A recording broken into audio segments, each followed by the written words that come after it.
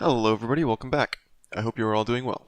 It's that time of month again. We've got a new Abyss, and this one is a real pain. Lots of elemental shields, time stall bosses, and just everything that you don't want to see in Abyss. Hopefully though, with this guide, you guys will be able to get your own 36 star clears. The way this works is we break down info regarding every enemy in each chamber, and cover strategies and team building ideas that y'all can apply to your accounts. Anyways, if this guide helps you, drop a like on the video, let me know in the comments, and share the video with your friends. If you think I missed anything important, or if you have any specific questions for your situation, drop a comment below. And of course, if you enjoy this video and are not already, consider subscribing for more Genshin content like this. Anyways, without further ado, let's jump right into it with the Abyssal Moon Blessings and Leyline Disorders. Because of how the Abyssal Moon and Leylines are this month, we're going to do this a little differently. The Abyssal Moon Blessing and the second half Leyline Disorder synergize really well with each other, so we'll be talking about them together. The Abyssal Moon Blessing causes a shockwave whenever your character uses a plunge attack. Normally these Abyssal Moon Blessings are just something small that I don't recommend building a team around. However, with the second half Leyline Disorder being a 75% plunge attack damage bonus, it ends up becoming quite worth to build a team around this on the second half. We don't have much in the way of plunge attack characters, with just Xiao, Shan Yun, and of course Varisa being the plunge enablers. However, if you have one of them, it is quite worth considering playing a team around one of them for the second half. If you don't have them though, both of these buffs are useless, so you might as well just be playing without an Abyssal Moon Blessing or a second half Leyline Disorder, so you can kind of just ignore them in that case. As for our first half Leyline buff, we have a 75% Hydro skill damage bonus.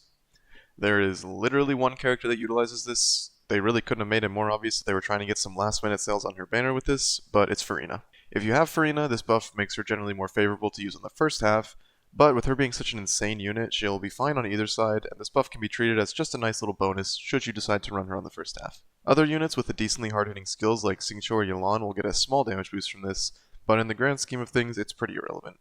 Unfortunately, both of our Leyline buffs this month are hyper-specific to just a few characters, so if you have them, good for you, and if not, well, tough luck, you don't get any buffs this month.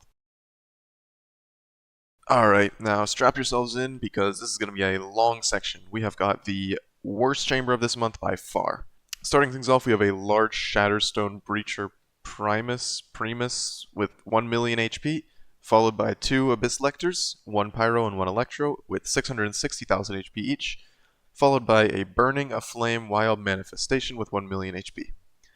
The Breacher Primus enters battle and puts up a Geoshield, which can be instantly broken by hitting the enemy with Numa or Uja, or can be broken by crystallizing. You do have to bring a Geo for this though, as the enemy does not have an innate Geo aura. When the shield is broken, the enemy is stunned. Honestly though, you can just ignore the shield. The enemy dies pretty quickly even with the shield up, and most of your team building is centered on the following enemies, so this guy is kind of just there and doesn't really even factor into your team building decisions at all. He does have high Geo res, but given the upcoming enemies, you have no business using Geo here to begin with. Next up, we have everybody's favorite Abyss enemies, the 2 Lectors. We'll talk about each one individually first, then go into how to deal with them both at once. Firstly, the Pyro Lector. He has no resists, and when he gets low, he deploys a Pyro Shield that makes his health bar undamageable. Once the shield is broken, he instantly dies. Simply put, you need Hydro to break the shield. It's the most efficient at breaking the shield, breaking it twice as fast as Electro, which is the second most efficient. During this phase, he will summon a Meteor periodically. The Meteor leaves behind a little thing with a Pyro HP bar that can only be damaged with elemental application, just like his shield. Also, just like his shield, the Meteor is weakest to Hydro. Breaking the Meteor damages the Lector's shield. The amount of Hydro application required to break the Meteor is about a quarter of the amount of application that it does to the shield when it breaks, so it is absolutely worth focusing the Meteor when it spawns. As for the Electro Lector, he does not have any resists, and upon getting low, he puts up an Electro Shield. Unlike the Pyro Lector, you actually have some options as for what to break this with. Dendro, Cryo, and Pyro are all the most effective elements at breaking the shield. His special attack while his shield is up drains your whole party's energy. Avoiding getting hit by this will be very beneficial, not only for killing the Lectors, but also for being prepared for the next enemy. As for dealing with both at once, the first thing you should do is move to the side of one of the enemies. This way the other one will walk towards you, grouping them both up and allowing you to hit them both at once, thus triggering their shields at the same time. Once their shields are up, focus on the Electro first. His energy drain is the biggest threat at this point, and leaving him alive for too long increases your chances of getting hit by it. You will need to have your bursts up for the following enemy, and if you leave the Electro Lector for after the Pyro Lector, you most likely will get hit by one of the attacks and drain your energy and then not have your bursts. On top of that, while you're focusing the Electro Lector, the Pyro Lector will occasionally spawn the meteors on you. Focus these whenever they spawn, because that way when you're done with the Electrolector, the Pyrolector will already be damaged, especially if you group them well and manage to clip it with a few Farina pet hits or something similar. Also something worth mentioning is that you can use an Animo unit to swirl Pyro from the Pyrolector's shield and hit the Electrolector with it for more shield break. However, even something as strong as a Pyro-infused Fentiult is not really something I would recommend relying solely on, and in general, I would recommend bringing an element that is good into the Electro Shield still alongside the Animo. But if your team does like having an Animo character in it, you can definitely make use of them here. Finally, moving on to the final wave, a Wyob. This specific Wyob has 50% Pyro resist. Unfortunately, you're most likely going to be using Pyro here for the Electrolector, so there isn't much to be done about this. The enemy is not very tanky, so you can manage, but it is a bit of a pain. If you don't know how the Wyobs work, shortly after spawning, they put up a shield and drain all your energy and make you unable to gain energy. This shield is non-elemental and broken by dealing damage. Night Soul line damage is more efficient at this. If you break the shield in time, the Wyob is stunned and you gain a massive amount of energy, essentially refilling your full party. If you don't break it in time, the enemy converts the shield to Pyro. It's still stunned when the shield is broken, but you don't get energy refunded. You shouldn't let this happen if possible, as your energy will be completely ruined, which is why I kept mentioning earlier you will need energy after the Lectors.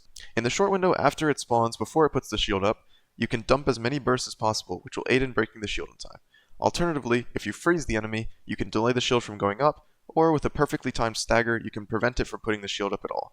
The timing on this is really tight and not something you'll likely be able to consistently pull off though. Ultimately, most of your team building resources will go into dealing with the Lectors, so this becomes more of a skill check on if you can enter the fights with burst up.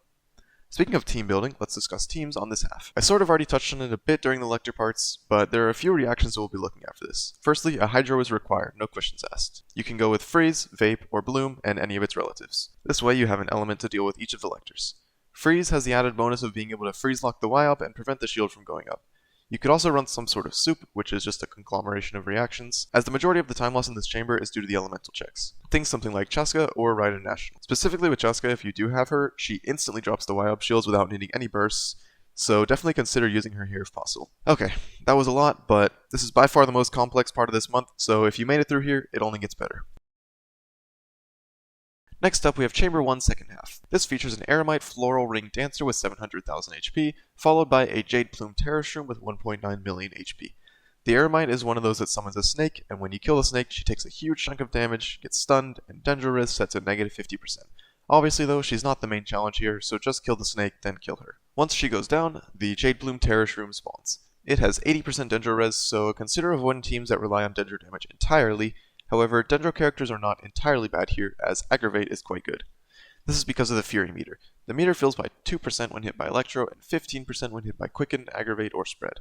The meter is reduced by 34% when being hit by Pyro. When the meter is full, the boss unleashes a big attack, then stuns himself, reducing all res by 25%, so 55% Dendro res and 0% all else. This gives you a large window to pump DPS on him. The boss is quite simple though, and you absolutely do not need the stun window to quickly kill it. The most annoying thing that this boss does is move around a lot, and that really is not much when you consider what most other bosses in this game can do. Ultimately, your best bet is just to use your best single target damage team here. Unless you have a particularly strong Aggravate team, don't stress about the Fury meter and just kill him the old-fashioned way.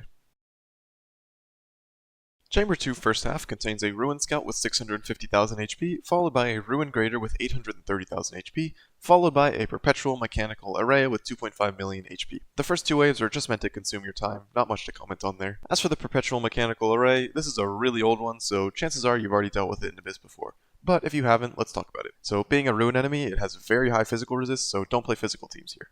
Honestly, I probably didn't even need to say that because who plays physical in 2025? Anyways, once it reaches 35% HP, it will start its defensive mechanic, and its HP cannot be lowered below 30% until after this mechanic has been completed once. It can trigger this before hitting 35% HP, but this is such a simple boss that if you're taking so long to do damage that it triggers the mechanic before that, you should probably look into improving your builds rather than strategy. Once the mechanic starts, the boss will go invincible and spawn 4 Ruin enemies. The enemy with the yellow circle effect around it is the enemy that you need to kill. Once this enemy dies, the boss is stunned and suffers a 50% res penalty, setting physical to 20% and all other res to minus 40%. This stun window should be more than enough for you to finish it off. As for your team, just bring your best or second best single target team, as the second half here is also a single target boss. But there really isn't much else to say about this boss, it's one of the more simple bosses, so let's just move on to the next half. Chamber 2 second half is our boy Simon with 2.5 million HP. I swear they put this guy in Abyss way more frequently than other bosses. Anyways, the way that you fight him changes depending on what elements you have, so I'll cover each method, starting from the quickest and ending with the slowest. The quickest method of defeating Simon is to bring an Electro and Dendro character. When he starts the fight, he'll sit in the center for a little, then go invisible and start his first mechanic. Before he goes invisible, apply a debuff to him, as this debuff will allow you to see where he is while he's invisible. Simply find him, trigger Quicken, and congrats, you have successfully skipped all of his mechanics. Anytime he goes invisible, just repeat this again to keep him locked down while you pump DPS on the big stationary target. The next method is if you have an Electro on your team, but no Dendro. Now, when he goes invisible, focus on killing one of the 4 parts in the field. Once one of the parts is killed, Simon will enter his next phase. From here, hit one of the parts with Electro, and he will be knocked out of his invisibility. The final method is for if you do not have an Electro in the party at all. Like with the previous method, first you need to focus on killing one of the parts. After the part is defeated, there is nothing you can do during his repair phase, so you simply must wait it out. Instead of waiting the full duration though, wait until he is close to becoming visible again and start your rotation. This way, as soon as he exits invisibility, your TPS will take the field fully buffed up and ready to deal damage. This method leaves you with the smallest window for damage, so you need to maximize the amount of time you can field your DPS during that. The timing that you need to begin your rotation while he's invisible will change depending on the team, so this is something you'll have to mess around with yourself to get the timing down, but it's fairly easy to get a feel for after a try or two. Now, I classify these strategies as fastest and slowest, but in reality that is not true for everyone. Maybe your vape team is just so much better than any Electro team that you have that the slowest strategy will actually result in your fastest clear time. Ultimately, this is also something that you'll just have to experiment with yourself, as I can't know the exact situation of every account. So if you're struggling with this chamber, maybe try considering a different strategy. But assuming you have teams of equal strength for each situation, the strategy with the highest damage uptime is easily the Quicken one, followed by Electro, followed by everything else. He doesn't have any resist that is higher than others, so there really is nothing to say other than try out your best single target teams and maybe try an Aggravate or Quick Bloom or Quicken team if you have a solid one.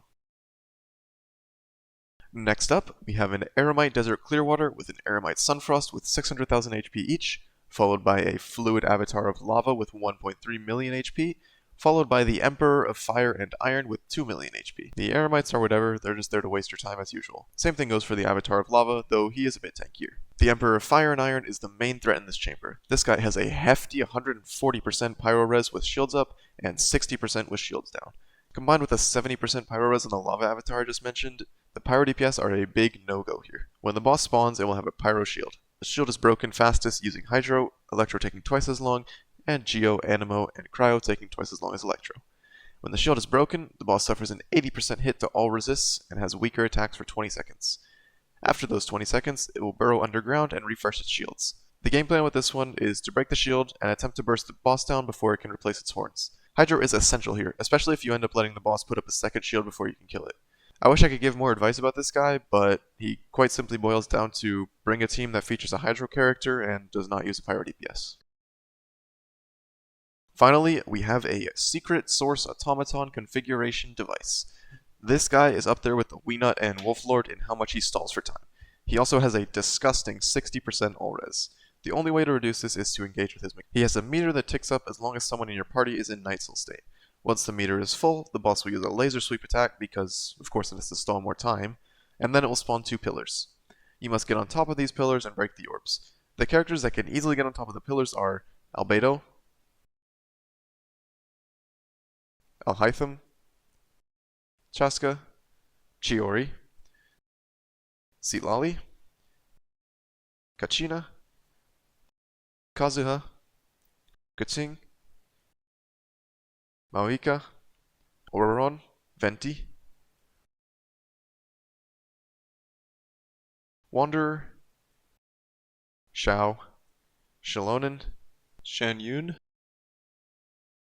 Veresa, and maybe Yansan, but she's not out yet, and I can't really tell the height of the jump from just her trailer, so I'll keep you guys updated with that in the pinned comment. Now, notice how I said easily get up. A user on Bilibili discovered that you can actually get up the pillars using any character in the game.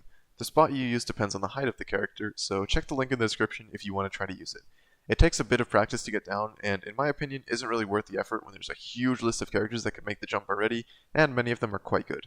Once you break both the pillars, the boss is stunned and all res set to negative 30% for 15 seconds. Now, you can make it enter the pillar mechanic without using any Night Soul, but it takes upwards of 40 seconds to trigger this on its own, and honestly, if you're struggling, I doubt you have 40 plus seconds sitting around, so using Night Soul isn't really optional here. I'd say that in like 90% of cases, it is worth it to drop one of your supports for an Atlan character, because worst case you have Kachina with Scroll, and Scroll at least does a little bit for the team. It is what it is really. Bring an Leyline character, bring someone that can do the jump or learn the climbing spots, and do your best to burst it down during the painfully short damage window with whatever team meets those criteria. Yeah, I hate this boss. Now before we talk summary, I want to give a quick disclaimer. Whatever your situation might be, do not be pressured by this Abyss into pulling a character that you don't like. This Abyss is extremely heavy on selling Farina and Veresa, and chances are if you're struggling, you will be pressured to pull, and if you do get them, it'll be much easier. But considering the gem cost of getting a character compared to what you earn by getting that extra star, it's absolutely not worth it. I know in a guide video it's kind of counterintuitive to say just take the L, but with the way this Abyss is designed, some accounts are simply bashing their heads against the wall trying to deal with these heavy restrictions. Anyways, all that is to say, don't impulse pull a character you don't like, because you will regret it later. But now with that out of the way, let's talk teams. As I always say, the best teams will be specialized for the specific chamber that you need the extra star in, so take things one chamber at a time and reset to change teams for each chamber.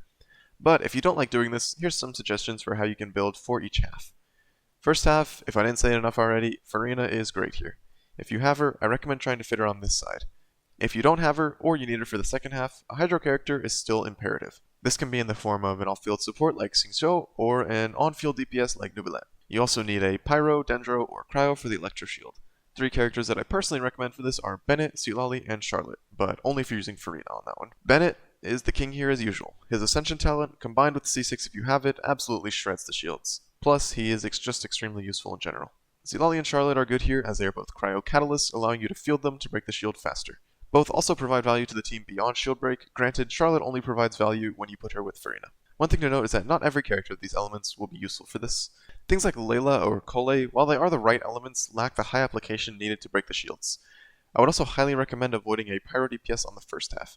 As I mentioned earlier, Chamber 3 has a ton of Pyro res and you will suffer if you use a Pyro DPS here. So try to opt for Pyro supports whose damage isn't too important if you do choose to run Pyro. Ultimately, I don't have the time to cover every possible unit from these elements and discuss how effective they are in this half, so here's a brief checklist of what you need for the first half. Firstly, very good Pyro shield break. Second, good Electro shield break. Third, strong single target damage. And finally, not making a large chunk of your damage Pyro, or in other words, no Pyro DPS. Optionally, an Anemo to swirl the Pyro shield onto the Electro shield for faster break, and Night Soul line damage for faster Y-up shield break. Now there is a certain character that happens to meet both of these optional checks, whose best teams also happen to have units that are great at breaking the shields, who also happens to have really good single target DPS. Sorry, it's basically a requirement for me to spread Chaska propaganda every video at this point. As for the second side, things are a bit more lax. The only hard requirement is using an Outline character. While you can argue that it's technically not a hard requirement, clearing 12-2 without an Outline character is more of a build flex than an optimal strategy, so for the purposes of the guide, we will call it a requirement. Beyond this, having an Electro character helps make Chamber 2 a little faster, having an Electro and Dendro makes Chamber 2 even faster than that, just try to avoid a Dendro main DPS due to first Chamber Dendro res, and having a character that can jump the pillars on the third boss makes things less stressful, though not really faster as long as you are willing to learn the climbing spots. As I mentioned a few times earlier, most of your resources will be spent on the heavy checks of the first chamber. This chamber should be focused on making the best single target team with what you have left, with the only requirement being having an Outline character. This could mean playing Auron instead of Fischl, or Kachina with Scroll instead of Kazuha, or simply using a Outline main DPS like Moika. Veresa, Xiao, and Shan Yun teams will be ahead of the others due to the buffs, and their teams generally being able to slot at least one Electro for Chamber 2. But yeah, that's pretty much all there is to say here. If you have any further questions or need specific help for your account, because I know I wasn't able to talk about every possible option, drop a comment and I'll do my best to help out. If this video was helpful, or if you enjoyed it, drop a like and share it with your friends who might also need Abyss help. And of course, subscribe for more. That's going to be all from me today. Hope you all have a good one, and I will see you in the next one. Bye-bye.